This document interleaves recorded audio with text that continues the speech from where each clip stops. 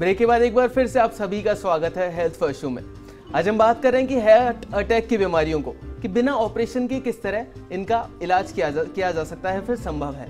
Doctor साहब, मैं आपसे जानना चाहूँगा कि बहुत से लोग ऐसे होते हैं जो ताजगी बनाए रखने के लिए कैफीन का इस्तेमाल करते हैं, यानी कि कॉफ़ी के रूप में कैफीन लेते हैं बहुत ज़्यादा, तो उससे भी क्या हार्ट अटैक की प्रॉब्लम हो सकती है? यस, याद रखिए कोई भी स्टिमुलेंट हमारे स्ट्रेस को बढ़ाता है, ब्लड प्रेशर को बढ़ाता है और उससे हार्ट की बीमारी बढ़ने के चांस होते हैं। कैफीन भी नहीं, आजकल ये जो जर्दा, गुटखा और सिगरेट ये भी हार्ट के लिए बहुत ख़तरनाक है, क्योंकि ये क्या करता है, हार्ट की जो ट्यूब्स हैं उनको अंदर से स्टिकी बना देता है और उसमें कोलेस्ट्रॉल जाके चिपक जाती है।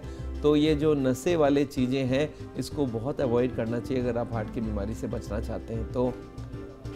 डॉक्टर साहब, अगर मैं बात करूं इंडिया में बेसिकली जो महिलाएं हैं उनमें 50% महिलाओं में हार्ट अटैक की प्रॉब्लम देखी जाती है, तो बेसिकली क्या रीज़न है उसका, महिलाओं में ही इतनी ज़्यादा क्यों प्रॉब्लम आती है हार्ट अटैक की? देखिए, ज़माना बदल रहा है। पहले लेडीज़ लोग में इतने प्रेशर नहीं होता था काम का, आजकल उनके पास डबल प्रेशर हो गया। एक तो घर का काम और एक बाहर भी आजकल सारे लोग काम करने लग गए हैं, तो इनकी स्ट्रेस बढ़ गई है, प्लस फिजिकल एक्टिविटी कम हो गई। आगे चक्की पीसते थे तब आटा बनता था, आजकल बटन दबा देते हैं। आगे हर चीज़ जाके खुद करना होता था, आजकल फ़ोन से सारा काम हो जाता है। तो आजकल मेहनत ख़त्म हो गई है, स्ट्रेस बढ़ गई है और वज़न बढ़ता जा रहा है, खाने में चर्बी बढ़ती जा रही है। तो ये सब के कारण से लेडीज़ में भी हार्ट की बीमारी हो गई है और जेंट्स तो पहले थे ही थे। आज इंडिया में हार्ट की बीमारी नंबर 1 बीमारी है और इसको हम लोग रोक सकते हैं और हर हार्ट का पेशेंट को हम लोग बचा सकते हैं अगर उनको हम प्रॉपर लाइफस्टाइल सिखाएं, और यही हम लोग science and art of living सावल में सिखाते हैं। डॉक्टर साहब, अगर लेडीज़ की लाइफस्टाइल की बात करें, महिलाओं की, तो किस तरह का लाइफस्टाइल उनका होना चाहिए, किस तरह की एक्सरसाइजेस करनी चाहिए उन्हें? देखिए, एक तो उनका जो फिज़िकल एक्टिविटी है उसको कभी रोकना नहीं चाहिए। नेचुरल फिज़िकल एक्टिविटी जैसे वो झाड़ू पोंछा करते हैं वो भी करते रहना चाहिए। अगर वो लेडी वर्किंग ना हो, अपने घरेलू लेडी हो, तो उनका घर का सारा जो फिज़िकल मेहनत है उसको खुद करना चाहिए और उसमें कोई कमी नहीं रखना चाहिए। और उसके साथ हम चाहते हैं वो हर दिन वॉकिंग भी करें और योग भी कर लें। जब भी उनको समय मिल जाए, मान लेते दोपहर को मिल जाए खाना खाने से पहले, उस वक्त कर ले, शाम को कर ले, तो हर दिन आधा घंटा पैदल भी होना चाहिए और उनको खाने में भी चेंज लाना चाहिए। उनको खाने में चर्बी खाना बंद कर देना चाहिए। खाना बनाने का जो तरीका है ज़ीरो ऑयल का, उसको सीखना चाहिए और उसके ऊपर हमने बहुत सारी किताबें लिखी है। वो किताबें लेके वो ज़ीरो ऑयल का हर तरह के पकवान बनाएं और हस्बैंड को भी खिलाएं, खुद भी खाएं, तो हार्ट की बीमारी से वो भी बचेंगे और पूरा परिवार का फ़ायदा होने वाला है। डॉक्टर साहब, आप हेल्दी फूड की बात कर रहे हैं, आपने ऑयललेस खाने के लिए तो बता दिया हमें, लेकिन उसके अलावा कौन कौन से ऐसे फूड की आइटम्स हैं जो आदमी खा सकता है जिससे वो हेल्दी रहे और किसी कोई भी बीमारियों का सामना ना करना पड़े? देखिए, खाने में तो अगर बिना ऑयल के सब सब्जी बन जाए, सारे सब्जी खा सकते हैं और फ्रूट सारे खा सकते हैं और अनाज भी खा सकते हैं। मेरे को कोई चीज़ से कमी नहीं है। हर तरह की व्यंजन हमने 1000 रेसिपीज़ बनाए बिना तेल के और वो खाने से हार्ट अटैक को रोका जा सकता है। पर उनको हम लोग सिर्फ एक बात बोलते हैं कि आप खाली तेल का इस्तेमाल ना करें और उसके संग नॉनवेज खाना बंद कर दें। दूध से जो भी खाना बनेगा उसमें से दूध में मलाई निकल के यूज़ होना चाहिए, जैसे हम बोलते हैं स्किम्ड मिल्क यूज़ करो और फ्रूट्स और वेजिटेबल ज़्यादा खाइए, उससे आपकी हार्ट को काफ़ी मदद मिलेगा। और उसमें अगर ब्लड प्रेशर है तो नमक कम खाएं और अगर शुगर है तो चीनी की सामान ना खाएं। तो ये सब अगर किया जाए तो हार्ट की बीमारी को हम लोग रोक भी सकते हैं और operation, bypass surgery, operation angioplasty की ज़रूरत नहीं पड़ेगी और इसको हम लोग तरीके से चलाएं तो बिना ऑपरेशन के हम ठीक हो सकते हैं।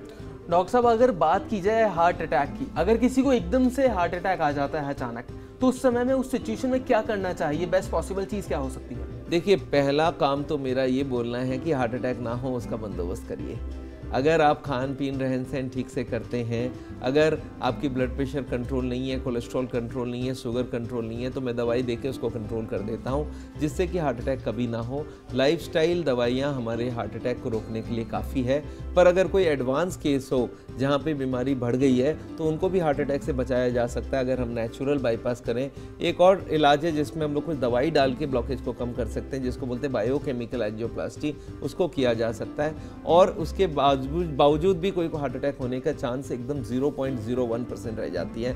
फिर भी कोई बोलता है सर मुझे नहीं और कोई को हो जाए तो मैं क्या करूं? तो आंसर बहुत सरल है जब हार्ट अटैक हो जाए उसी वक्त उनको एक एस्पिरिन की गोली उनको देना चाहिए पानी में घोल के, और एक सॉर्बिट्रेट की गोली जीभ के नीचे लेनी चाहिए, एक क्लोपिडोग्रेल और एक एटोर्वोस्टैटिन, ये दोनों गोली अपने पास रखना चाहिए, वो खा लें और उस वक्त जितना जल्दी हो हॉस्पिटल जाने की कोशिश करें, जहाँ पे वो लोग क्लॉट को गलाने की कोशिश करेंगे, पर हार्ट अटैक ना हो, यही सबसे बढ़िया चीज़ है। डॉक्टर साहब, जो मोटे लोग होते हैं जिनमें ओबेसिटी की प्रॉब्लम होती है, उनमें मतलब कितना गुंजाइश होती है कि हार्ट अटैक की प्रॉब्लम उन्हें हो सकती है आगे? देखिए, मोटापा भी एक हार्ट अटैक का कारण बनता है। Cholesterol, triglyceride, blood pressure, sugar, इसके बाद मोटापा और उसके बाद स्मोकिंग, ये सारे ब्लॉकेज बनाने का काम है। तो मोटापा आजकल बढ़ रही है और ये भी हार्ट अटैक का एक कारण है। अगर कोई मोटापा कम करना चाहता है तो उसको फिर से मैं बोलूँगा वो ज़ीरो ऑयल का खाना खाएं, ज़्यादा से ज़्यादा फ्रूट्स वेजिटेबल खाएं, उनको रोटी चावल जितना कम खाएंगे उतना उनका मोटापा कम होगा, और तेल, घी, ड्राई फ्रूट्स ये सब एकदम बंद कर देना चाहिए, जिससे उनका मोटापा बढ़ता है।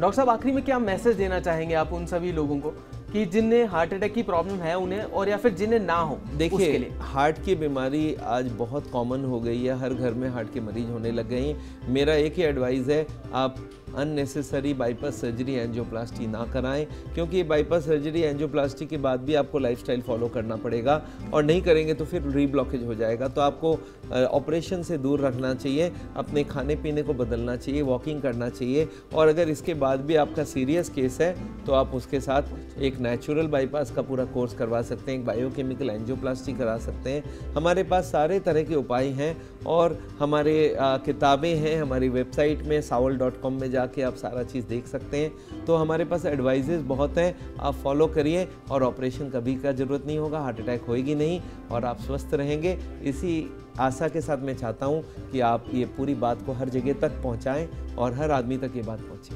दोस्तों, आखिर में समय हो गया है जानने का कि क्या है आज का दादी माँ का नुस्खा।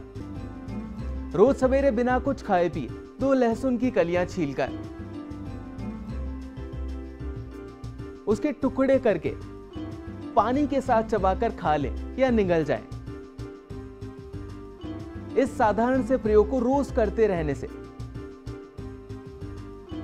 रक्त में बढ़ा हुआ कोलेस्ट्रॉल तो कम होगा ही, साथ ही खून में थक्का भी नहीं जमता। साथ ही आंवला विटामिन सी का कुदरती स्रोत है, दिल के रोगों के लिए अच्छा रहता है, इसलिए आंवले का सेवन करें। प्याज हृदय रोगों में हितकारी है, रोज सुबह 1 मिली प्याज का सेवन करें। इससे खून में बढ़े हुए कोलेस्ट्रॉल को नियंत्रित करने में मदद मिलेगी। दोस्तों, ये तो बात हुई हृदय रोगों को किस तरह ठीक कर सकते हैं। हृदय रोगियों को क्या क्या अवॉइड करना चाहिए, क्या लेना चाहिए, आइए जानते हैं उनके बारे में। भोजन में रेशेदार पदार्थों का सेवन करें। बिना छाने गेहूं के आटे की रोटी की ब्रेड खाएं। शाकाहारी भोजन से आप अपने स्वास्थ्य को ज्यादा अच्छा बना सकते हैं। वेजिटेबल सूप में जौ का आटा मिलाकर खाएं। फलों का सेवन अधिक करें, इससे फाइबर अधिक मात्रा में मिलेगा। खाने में थोड़े सूखे मेवे का प्रयोग अवश्य करें। डिब्बा बंद खाने के सामान का सेवन कम से कम करें।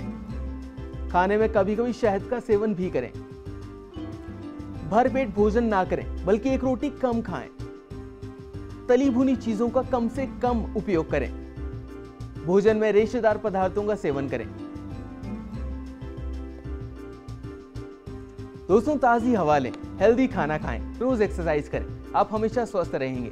आशा करते हैं हमारा शो आपको बहुत पसंद आया होगा। डॉक्टर साहब, आपका हमारे शो में आने के लिए और दर्शकों को इतनी सारी जानकारी देने के लिए बहुत बहुत धन्यवाद। Thank you so much. अगर आप भी जानना चाहते हैं आपकी बीमारी से संबंधित कोई भी जवाब, तो आप भी हमें कॉल कर सकते हैं, आप भी हमें ईमेल भी कर सकते हैं। हमारा ईमेल आईडी है healthfirst@firstindianews.com। अगले शनिवार फिर होगी आपसे मुलाकात, तब तक के लिए दीजिए हमें इजाजत। नमस्कार।